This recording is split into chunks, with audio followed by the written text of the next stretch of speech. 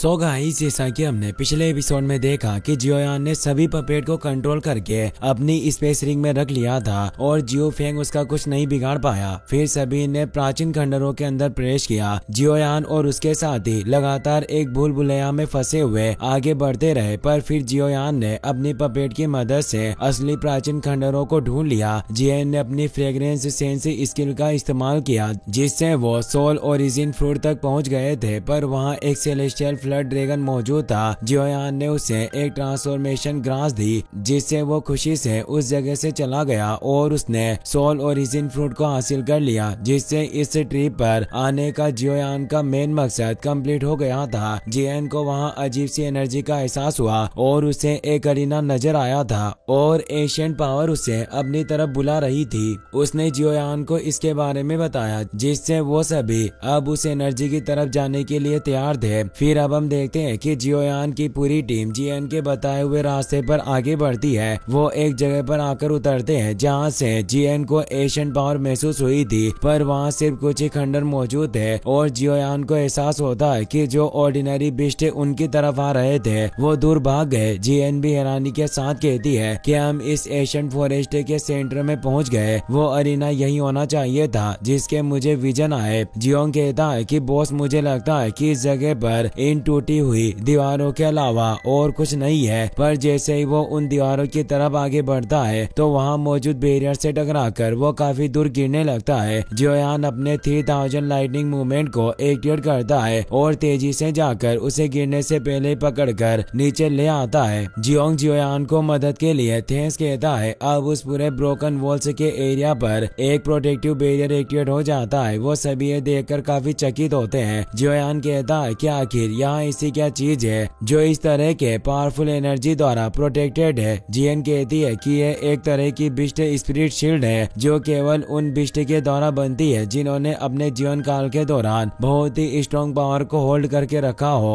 और वो मौत के समय अपनी बॉडी के बचाव में इस तरह की शील्ड को एक्टिवेट करते हैं। सभी हैरान होते हैं क्योंकि इस बारे में उन्हें कुछ नहीं पता होता। सिर्फ जियन ही एशियन वाइट ड्रैगन क्लैन की ट्रू मेंबर होने से ये जानती थी। जियन उस बिस्ट शील्ड के बिल्कुल करीब पहुंच जाती है। वो कहती है कि मुझे कुछ आवाजें सुनाई दे रही है, जैसे इसके अंदर कोई मुझे बुला रहा हो, और वो अपने हाथ को उस बिस्ट शील्ड पर रखती है। उस शील्ड की एनर्जी उसकी बॉडी में समाहित होने लगती है। जियोयान कहता है कि इस सिचुएशन को देखकर लग रहा है कि इस बिस्ट स्पिरिट शील्ड का जो ओनर रहा होगा वो जरूर एशियन वाइट ड्रैगन क्लैन का मेंबर होगा, जिससे ये स्पिरिट शील्ड जियन के साथ रेजोनेट हो रही है और इस शील्ड में इतनी टेरिफाइंग एनर्जी मौजूद है। यही वजह रही होगी कि हमारा पीछा करने वाले बिस्ट भी खुद ही पीछे हट गए। जियन को उस एनर्जी से वापस से विजन आने लगते हैं, जिसमें वो एशियन वाइट ड्रैगन क्लैन के एंसेस्टर और हेवन डीमन फिनिक्स ट्राइब के एक एंसेस्टर के बीच फाइट देखती है। उनके बीच काफी भयानक युद्ध हुआ, जिसकी ओरा से ही जियन दूर हो जाती है। सभी परेशान होते हैं। वो जियन से पूछना चाहते थे कि आखिर क्या हुआ, पर वो कुछ कह नहीं पाते। जियन बताती है कि इस बिस्ट स्पिरिट शील्ड में न केवल मेरे एशियन वाइट ड्रैगन क्लैन का ओरा है, बल्कि इसमें हेवन डीमन फिनिक्स क्लैन का भी ओरा मौजूद है। इसीलिए मुझे जल्दी अंदर प्रवेश करना होगा और देखना होगा कि आखिर अंदर क्या है। वो अपनी पूरी पावर से उस बिस्ट शील्ड पर अटैक करने लग जाती है। उस एनर्जी से पूरी जगह वाइब्रेट कर रही थी। जियन अपनी पूरी स्ट्रेंथ का इस्तेमाल करती है, जिससे वो शील्ड क्रैक हो जाती है और वो सभी लोग एक अलग ही जगह पर पहुंच जाते हैं। सभी उस जगह पर आकर हैरान थे। जियन को वहाँ वो अरीना दिख जाता है जो उसने विजन में देखा था और उसके बारे में अपने साथियों को बताती है। उस अरीना के ऊपर हेवन डीमन फिनिक्स ट्राइब और एशियन वाइट ड्रैगन क्लैन के बॉडी स्टेचू मौजूद है। अब वो सभी उस अरीना के ऊपर आ जाते हैं। जियन बताती है कि हम एशियन वाइट ड्रैगन और हेवन डीमन फिनिक्स ट्राइब के बिस्ट सभी बिस्ट में से सबसे ऊंचे लेवल के बिस्ट होते हैं और ये दोनों ही अपने अपने क्लैन के सबसे सर्वोच्च प्राणी रहे होंगे। पर एशियन वाइट ड्रैगन क्लैन और हेवन डीमन फिनिक्स ट्राइब के बीच कभी भी अच्छे संबंध नहीं रहे और उनके बीच युद्ध हुआ, पर इसमें वो दोनों ही नहीं बचे और इस जगह पर आकर गिर पड़े। पर मैं इन बिस्ट बॉडी में मौजूद एनर्जी से पता लगा पा रही हूँ कि हेवन डीमन फिनिक्स में मौजूद लाइफ ओरा मेरे एशियन वाइट ड्रैगन के एंसेस्टर लाइफ ओरा से काफी कम है। अगर ऐसा नहीं होता तो मैं उस बिस्ट शील्ड को कभी भी नहीं तोड़ पाती, क्योंकि वो शील्ड इन दोनों की ही एनर्जी से बनी थी। अगर मेरा अनुमान सही है है तो यहाँ इन दोनों की एनर्जी से बना हुआ ड्रैगन फिनिक्स से ओरिजिन फ्रूट होगा जो वहाँ उस अरीना के सेंटर में मौजूद था और उसमें ड्रैगन और फिनिक्स से दोनों की एनर्जी समाई थी। जियन उसे देखकर काफी खुश हो जाती है। वो कहती है कि मैंने सपने में भी नहीं सोचा था कि ड्रैगन फिनिक्स से ओरिजिन फ्रूट भी इस जगह पर मौजूद होगा। मैं शुरुआत से ही सोचती थी कि यह फ्रूट सिर्फ एशियन वाइट ड्रैगन क्लैन के हिस्ट्री बुक्स में ही छिपी हुई एक कहानी है। इसे आज तक किसी ने नहीं देखा, जिससे मैंने कभी इसे खोजने की उम्मीद नहीं की थी। जियोयान कहता है कि इस फ्रूट से जो एनर्जी निकल रही थी उससे जरूर दूसरे लोगों को भी इसके बारे में पता लग जाएगा। जियन कहती है कि मुझे जल्दी से इस फ्रूट को लेना होगा और अपने ड्रैगन आइलैंड पर लेकर जाना होगा, चाहे कुछ भी हो। पर यह fruit heaven demon phoenix tribe के हाथों में नहीं पड़ना चाहिए, वरना इस फ्रूट की मदद से वो हेवन डीमन फिनिक्स ट्राइब के लोग ड्रैगन फिनिक्स ब्लड लाइन में एवोल्व हो जाएंगे और सबसे पावरफुल बन जाएंगे। उस वक्त मेरे एशियन वाइट ड्रैगन क्लैन को सबसे ज्यादा खतरा होगा, वो हमें मिटाने की पूरी कोशिश करेंगे। जियन अब उस ड्रैगन फिनिक्स से फ्रूट के पास पहुंच जाती है, पर जैसे ही वो उसे लेने लगती है उसे अजीब सा ऑरा का एहसास होता है। तभी वहाँ एक पोर्टल ओपन हो जाता है। सभी काफी हैरान होते हैं। देखते ही देखते उस पोर्टल में से हेवन डीमन फिनिक्स ट्राइब के एल्डर जुआन के साथ विंग लाइटनिंग पवेलियन लीडर भी अपने दो साथी सिल्वर मून क्लैन और अर्थ टाइगर क्लैन के हेड के साथ आ जाते हैं। उनके साथ 6 डिसेबल भी होते हैं जिनकी पावर फाइट एम्परर लेवल पर होती है। जियोन उन्हें देखकर सिर्फ थोड़ा सा परेशान होता है क्योंकि अब उसकी पावर भी उनसे कमजोर नहीं थी। वेनेरेट ले कहता है कि लड़के आखिर तुमसे दोबारा मुलाकात हो ही गई, आज तुम हमारे हाथों नहीं बचोगे। फेंग किंगर को तभी वहाँ अरीना के सेंटर में मौजूद ड्रैगन फिनिक्स से फ्रूट नजर आ जाता है और वो ईरानी से कहती है कि यह तो वही फ्रूट है जिसका जिक्र लोक कथाओं में है। जियन जल्दी से उस फ्रूट के आगे आ जाती है और कहती है कि मूर्ख पक्षी, ये फ्रूट मेरे एशियन वाइट ड्रैगन क्लैन का है। तुम हेवन डीमन फिनिक्स ट्राइब के लोग इसे लेने के बारे में सोचने की भी कोशिश मत करो, यह काफी अपमानजनक होगा।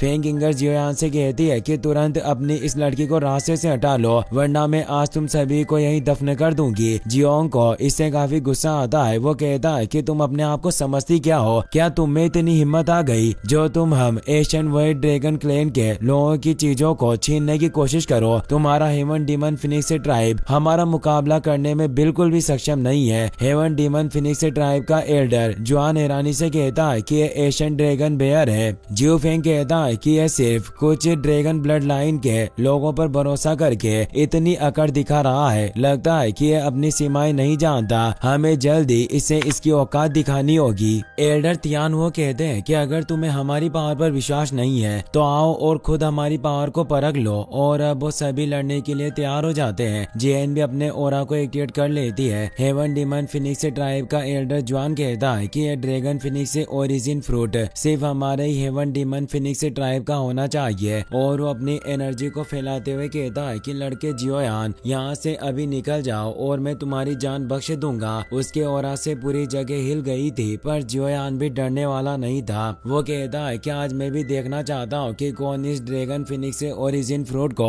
हासिल करता है, और अपनी हेवनली अर्थ पपेट और बाकी की उन सभी पपेट को बाहर निकाल लेता है जिस पर अब उसने कंट्रोल कर लिया था। उसके पास टोटल अब 9 पपेट थी, जिससे अब जियोयान की टीम पावर भी बिल्कुल कमजोर नहीं होती। फेंग किंगर को इससे काफी गुस्सा आता है। हेवन डीमन फिनिक्स ट्राइब का एल्डर अपने साथियों से कहता है कि जाओ आगे बढ़ो और जीत का परचम लहराओ। वो सभी तेजी से अटैक करने के लिए आगे बढ़ते हैं। जियोयान अपने सभी साथियों से कहता है कि उन सभी को ब्लॉक करो, कुछ भी हो, पर इनमें से कोई भी जियन तक नहीं पहुंचना चाहिए। अब दोनों टीम मेंबर लड़ने लग जाते हैं। जियोंग अर्थ टाइगर ट्राइब के हेड के साथ कॉम्बैट फाइट करने लगता है और उसे कहता है कि मेरा ड्रैगन बेयर क्लैन तुम्हारे अर्थ ट्राइब क्लैन को चकनाचूर करने की काबिलियत रखता है, और उसे अटैक करके दूर कर देता है। अर्थ टाइगर ट्राइब का हेड भी कहता है कि मैं भी देखना चाहता हूँ कि आखिर तुम में कितना दम है, और उनमें फियर्स फाइट होने लग जाती है। वो जियोंग के अटैक से काफी दूर हो गया था, पर वो वापस उस पर अटैक करने जाता है। वहीं लिटिल फेरी डॉक्टर वेनेरेट ले से फाइट कर रही होती है, पर वेनेरेट ले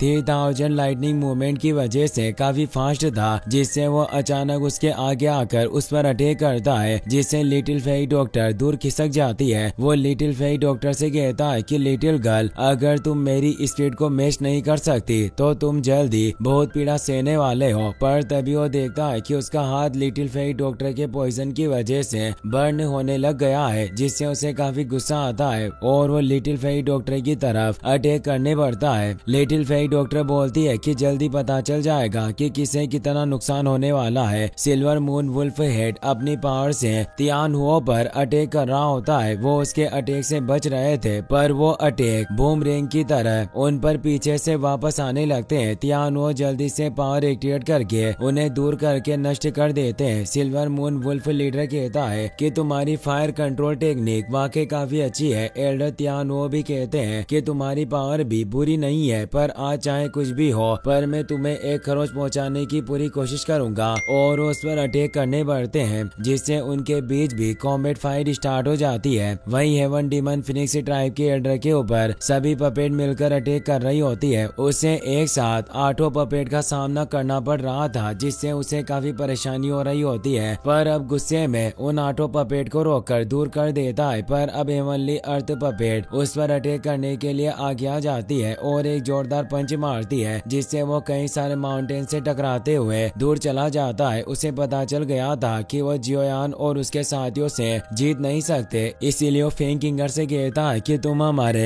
हेवन डीमन फिनिक्स ट्राइब की एंसेस्टर स्पिरिट को जगाने के लिए एक फॉर्मेशन तैयार करो। फेंग किंगर जियन से फाइट कर रही होती है, पर वो जीत नहीं पा रही थी और वो दोनों लड़ते हुए दूर हो गई, जिससे अब फेंग किंगर एक फॉर्मेशन को तैयार करने लग जाती है ताकि वो फिनिक्स स्पिरिट को जगा पाए। वो अपने फिनिक्स क्लैन के ट्रू ब्लड का इस्तेमाल करती है और उसे एक कॉन्ट्रैक्ट सिंबल की तरह प्रेजेंट करके उस एनर्जी को फिनिक्स एंसेस्टर के अंदर डालने लग जाती है, जिससे ancestor spirit awaken process start हो जाती है। जियन उसे कहती है कि केवल तुम ही यहाँ ऐसी नहीं हो जो अपने एंसेस्टर स्पिरिट को समन कर सको, मैं भी ये कर सकती हूँ और मेरे एशियन वर्ल्ड ड्रैगन क्लैन की एंसेस्टर स्पिरिट तुम्हारी फिनिक्स स्पिरिट से काफी ज्यादा पावरफुल होगी। जियोयान जियो फेंग से लड़ रहा होता है। जियो फेंग 2 स्टार फाइट एंसेस्टर होने के बावजूद जियोयान का कुछ नहीं बिगाड़ पा रहा होता और वो उसके सभी अटैक से बचता जा रहा था और उसे किक करने लगता है। जियो फेंग उसे रोकने की कोशिश करता है, पर वो उस अटैक को रोक नहीं पाता और दूर गिरने लगता है। तभी फिनिक्स स्टेचू में से तेज एनर्जी रिलीज होने लगती है और वो एंसेस्टर फिनिक्स स्पीड अप जागने लगती है, जिससे वो पूरी जगह हिल रही थी। जियोयान ये देखकर परेशान होता है। कुछ ही पलों में वो फिनिक्स एंसेस्टर बॉडी बाहर निकल आती है, जिसकी पावर बहुत ही टेरिफाइंग थी। इसी के साथ ये एपिसोड यहीं पर खत्म हो जाता है।